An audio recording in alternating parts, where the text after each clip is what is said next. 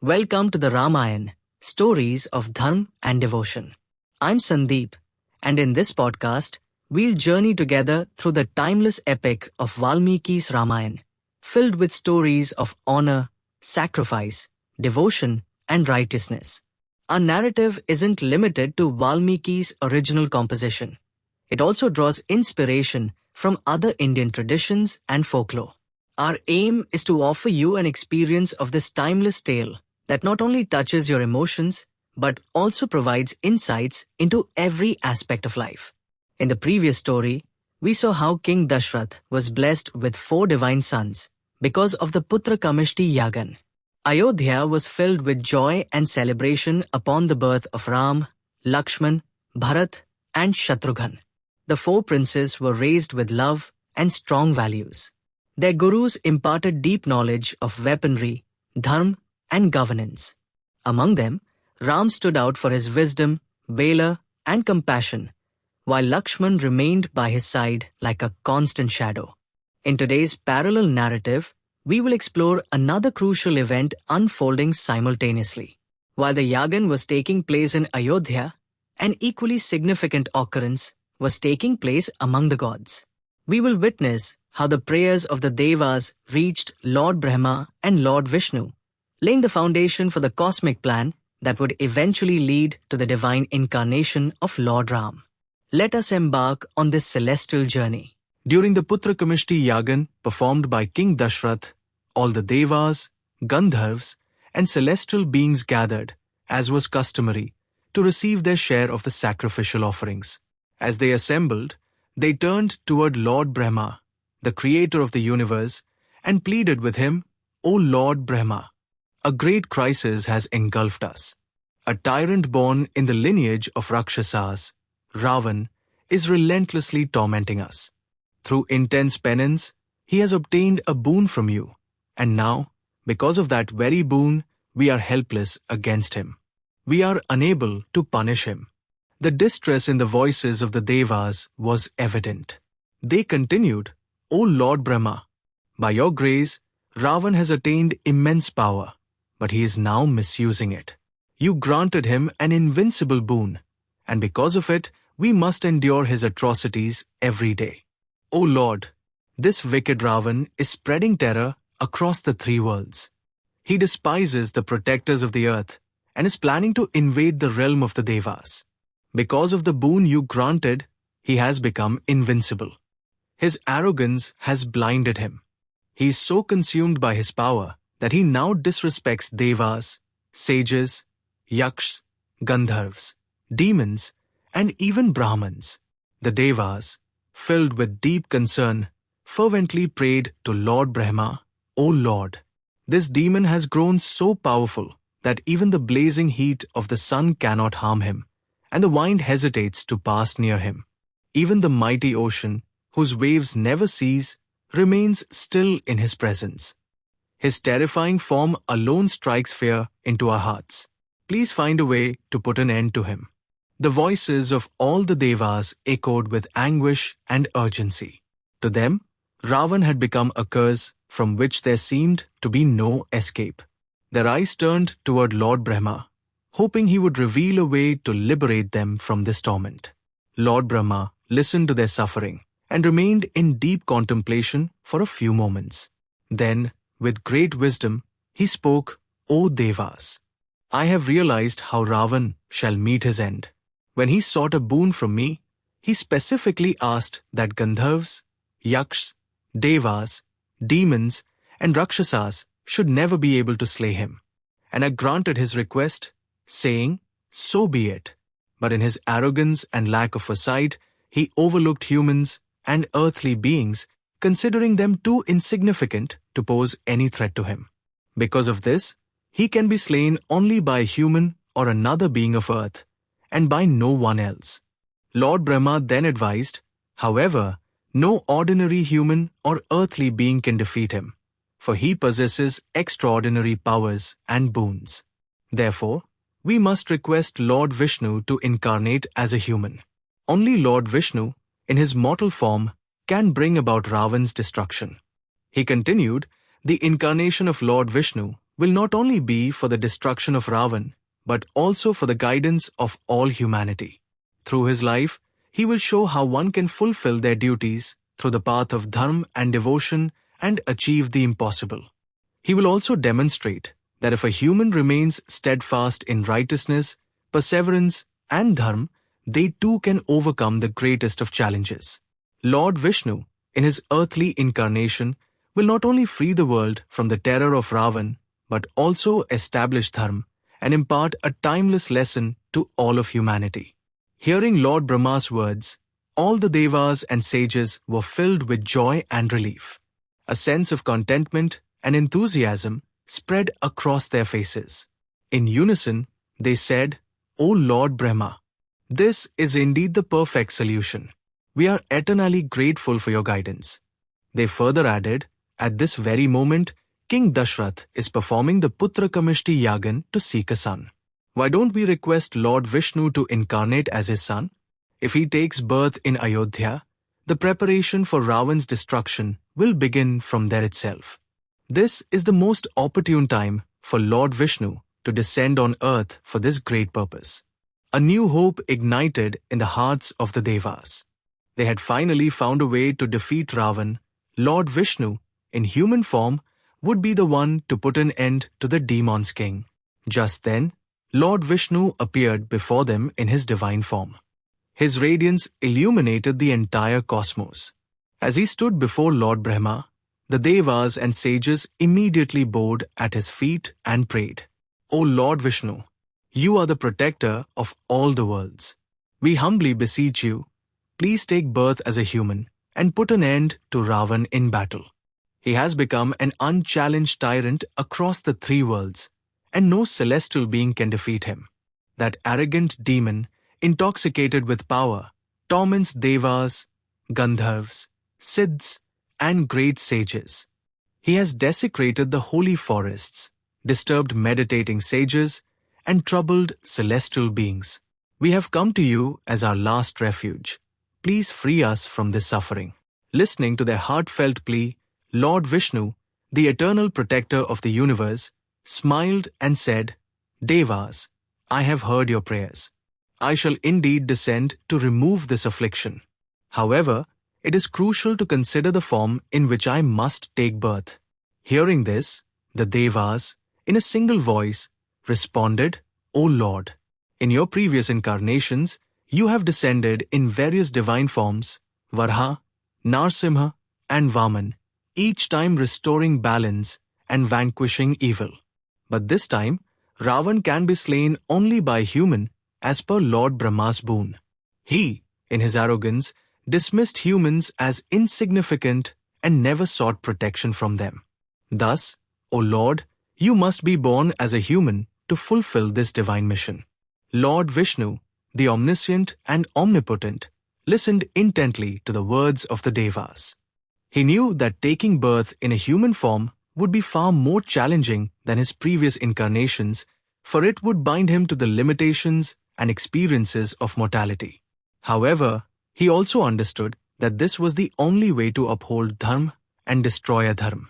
With divine determination, he said, "O Devas, I accept your request. I shall incarnate as a human and put an end to Ravan." After making this decision, Lord Vishnu conferred with Lord Brahma, contemplating the greater purpose of this incarnation. Lord Brahma revealed a significant prophecy, stating, once, Ravan insulted Nandi, Lord Shiva's sacred bull, mocking him for his animal form. Enraged by this disrespect, Nandi cursed Ravan, declaring that beings born in animal forms would one day be the cause of his downfall. Lord Brahma then added, "This curse is now set to manifest." In his arrogance, Ravan dismissed humans and animals as weak and insignificant, never seeking protection from them in his boon. Therefore, it is only through a human incarnation that you can vanquish him.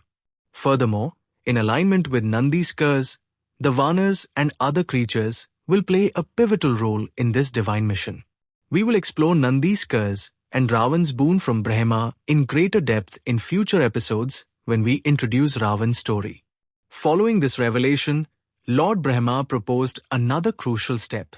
He addressed all the gods saying, although the incarnation of Lord Vishnu alone is sufficient to destroy Ravan, it is essential that other celestial beings contribute to this grand purpose. This should not be an individual effort, but a collective endeavor to restore cosmic balance. Then, moved by the devotion of the devas and committed to the preservation of dharm, Lord Vishnu decided to manifest in 4 divine forms, choosing King Dashrath as his father. At that moment, Lord Brahma addressed all the devas and proclaimed, O celestial beings, to ensure the success of this mission, it is imperative that mighty and valiant warriors are created via you to aid Lord Vishnu in this divine endeavor. He continued, let these warriors be born in the form of Vanas, taking birth from Apsaras, Gandharvas, and Yakshas. They should be masters of illusionary warfare, swift as the wind, brilliant in intellect, skilled in battle strategy, unwavering in their resolve, and endowed with extraordinary strength. They must radiate divine energy, akin to the immortal devas themselves, and possess unparalleled valor equal to that of Lord Vishnu himself. Lord Brahma further revealed, not long ago, as I yawned, a magnificent bear suddenly emerged from my mouth. This was none other than Jambavan, who will later become one of the greatest warriors among the Vanas. He too shall aid Lord Vishnu alongside the other divine warriors. Inspired by Lord Brahma's vision and instructions, the devas and celestial beings brought forth powerful offspring on earth in the form of Vanas. These divine warriors were born with extraordinary abilities, each blessed with immense strength, intelligence, and agility. Indra, the king of the devas, fathered Bali, a Vanar of unparalleled might, whose strength was said to rival even the great Mount Mahendra. The sun god, Surya, brought forth Sugriv, a valiant and intelligent warrior who would later play a crucial role in Lord Vishnu's divine mission. Brihaspati, the celestial preceptor, fathered Tara, renowned for his wisdom and mastery over strategy. Kuber, the lord of wealth, gave birth to the mighty Gandhamdan, known for his unmatched resilience and prowess. Vishwakarma, the celestial architect, created Nala, who would later become instrumental in the construction of the great Setu, the bridge that would lead to Lanka. Agni, the god of fire, fathered Neel, a warrior whose radiance and power made him stand apart from the rest. Vayu, the vine god, begot Hanuman, whose body was as unbreakable as Vajra, and whose speed surpassed that of Garuda himself. Hanuman, born with divine blessings, was destined to be one of the most extraordinary devotees of Lord Vishnu. Each of these Vanas was not only mighty in physical strength, but also brilliant in intellect and combat skills, ready to serve their divine purpose when the time came. These Vanas, born of celestial lineage, possessed extraordinary forms. Some had tails resembling those of mighty bulls, while others bore the fierce features of a bear. Each of them inherited traits of their divine progenitors, making them unique in their strength and agility. Their numbers were beyond count, spreading across the vast forests, mighty mountains, and deep caves, waiting for the moment when their destiny would call upon them. The Vanas were known for their ability to shake mountains with their sheer force. Their leaps could surpass the roaring waves of the ocean, and their speed was such that they could cross vast distances in a single bound. Their roars echoed through the lands, instilling fear in their enemies. With their bare hands, they could uproot towering trees and hurl them like weapons. Some among them could even wrestle wild elephants and bring them to the ground with ease. The presence of these divine warriors was a sign that the celestial plan was in motion. They were born to assist Lord Vishnu in his human incarnation, ensuring that righteousness was upheld and that evil was vanquished. Soon, these mighty warriors would come under the leadership of Sugriv and Bali, the two greatest Vanar kings, who would unite them in the great battle against the forces of darkness. Bali, blessed with immense strength, was to be their most formidable protector, while Sugriv would lead them with wisdom and strategy. Together, they would ensure that the Vanar army was ready for the grand battle that lay ahead. Thus, the divine preparations for Lord Vishnu's incarnation were complete. He had chosen to descend as a human, but he would not stand alone in this battle against the forces of darkness. The celestial beings had now taken their forms as Vanars and other powerful creatures, ensuring that when the time came, the great war against Ravan and his tyranny would be fought with divine strength. As the sacred Yagn of King Dashrath neared completion, destiny prepared to unfold its grand design. The sacred nectar given to Dashrath was no ordinary offering. It was the will of the divine manifesting into reality. Ram and his brothers, who were born as a result of this Yagn, were the very manifestation of the celestial plan conceived in the heavens by Lord Brahma, Lord Vishnu, and the other gods. Their birth was not just a blessing to the Ikshvaku dynasty, but a crucial step in the divine mission to restore dharm and vanquish adharma. The forces of righteousness had begun their journey, setting the stage for a battle that would echo through eternity. Thus, through these parallel narratives, we have witnessed how the gods came together to orchestrate the downfall of Ravan. A demon who seemed invincible due to his boons and arrogance was now destined to face his end through a divine plan carefully crafted by the celestial beings. Lord Vishnu himself chose to take human form to fulfill this mission, but he was not alone in this endeavor. Other gods, too, descended to earth in the forms of Vanars, bears, and other mighty beings, each playing a crucial role in this cosmic design. This was not merely a battle. It was a grand Yagn for the establishment of dharm, where the entire universe contributed its energy. Lord Vishnu incarnated as Ram, and his brothers, Lakshman, Bharat, and Shatrughan, were also integral to this divine scheme. The mighty Vanar warriors, Bali, Sugriv, Hanuman, and many others, were born to fulfill their destined roles in this great epic. Each of them, guided by fate, would come together in the times ahead to ensure that righteousness triumphed over darkness, paving the way for a new era of truth and justice. In the next episode, we will delve into the story of sage Vishwamitra and his pivotal role in the Ramayana. This tale will not only highlight his unparalleled dedication and penance, but also reveal how he prepared Ram and Lakshman for their first great test. Thank you for listening to this series. Please share it with your friends and family, so that the eternal story of the Ramayana reaches every heart. Though we may never fully know what transpired in those times, the timeless teachings of the Ramayana guide us on how to uphold dharm, truth, and duty in our lives. It remains an invaluable beacon of wisdom for every era. Until then, may the light of dharm guide your path.